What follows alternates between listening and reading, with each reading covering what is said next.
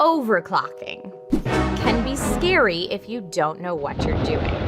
Luckily, there's resources in place today to help, especially when it comes to memory.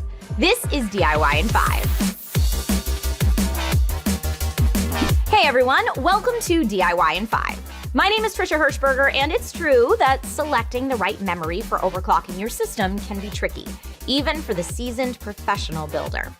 With so many options, it can be overwhelming. There's so much to decide. Price versus speed versus capacity, the potential limitations of motherboards and processors, not to mention RGB versus non-RGB. I kid, but still an important consideration depending on the look you want. Today, we'll go over how to select the right overclockable memory, whether you are working with a DIY build or pre-built desktop. And if you find the information in today's video useful, please feel free to give us a like, subscribe to this channel, and ding that bell so that you don't miss out on any future tech tips. What is overclocking? We covered that in a previous video, so make sure you check out this one first if you are new to overclocking.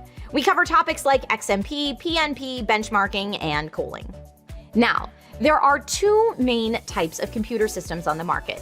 Think big brand systems like Dell or Alienware, HP, Acer, Lenovo, etc., and build your own PCs, which include not only the desktops you've personally assembled, but also those where you can choose all your various components and have someone else assemble and ship it to you.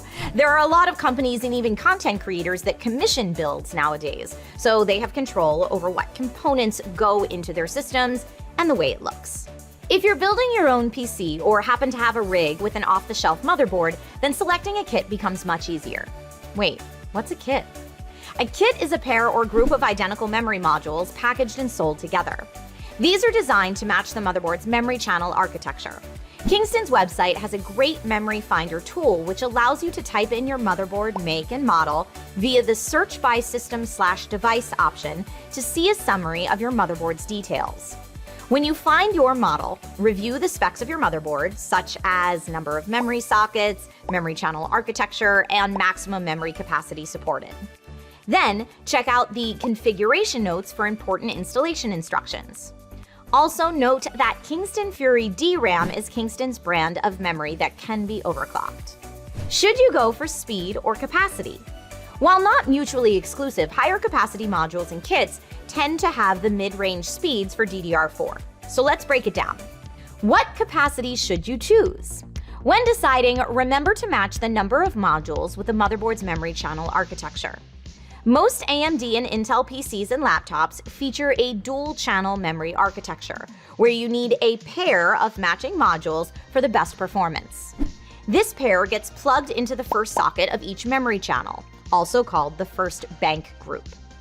Most desktop PCs have 4 sockets arranged in 2 bank groups. Some high-end systems feature a quad-channel memory architecture where a group of 4 identical modules is required. It is not recommended to only install one module, even if the motherboard manual says it will work. The kits combine memory bandwidth to deliver the best performance. Buying just one module now and adding another one later may also cause degradation or instability, since the chips featured on each may be a little different, even if it's the same spec or part number. If you're looking for guidance of how much RAM you might want depending on your specific needs, please feel free to check out this other video. After you know what capacity you want for your system, you'll need to see what speeds are available. For thrill seekers on dual-channel based systems, the best speed options will be found in K2 kits, or a kit of 2. A single K2 kit installed in the first memory bank is the best configuration for locking in extreme, yet stable performance. Lower capacity kits, which use 2 4GB, 8GB, or 16GB single-rank modules, are generally better at hitting high speeds. This is because timing is everything at extreme speeds. When not overclocking, dual-rank modules are the performance choice, as they interleave memory accesses and outperform single-rank versions by up to 15%. But at extreme speeds, most motherboards cannot handle the interleaving ranks and maintain high frequencies at low latencies. The same logic applies for quad-channel-based systems with K4, or kits of 4, using 4GB, 8GB, or 16GB single-rank 1R modules, providing the best options for extreme speeds in the first memory bank. It's important to note that for dual-channel systems, we do not recommend installing two K2 kits unless it's a verified configuration on the Kingston website or on the motherboard qualified vendor list. If a K4 kit is listed on the Kingston website for your dual-channel motherboard, it means we or the motherboard manufacturer have tested this configuration and it is stable. If you're deciding on whether to buy a single K2 kit now and maybe another one later, Kingston recommends the K4 kit, since the modules in the kit will be identical. While it's unlikely if two K2 kits with different memory components are mixed, the overclock might not engage or it might be unstable.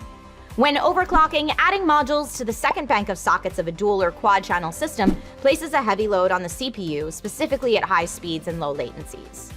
Okay, I think that's all the lessons I have for you, young Padawan, before you go off to further your Jedi studies. Make sure to check out Kingston's memory glossary for a deeper dive into some of the terms we used in this video. Link in the description. If you have further questions, as always, feel free to leave them in the comments, and someone from our Kingston team will do their best to get back to you. Also, if you have a topic idea that you'd like covered in a future episode, please make sure to let us know that as well. All right, take care, everyone, and we'll see you next time with more DIY in 5.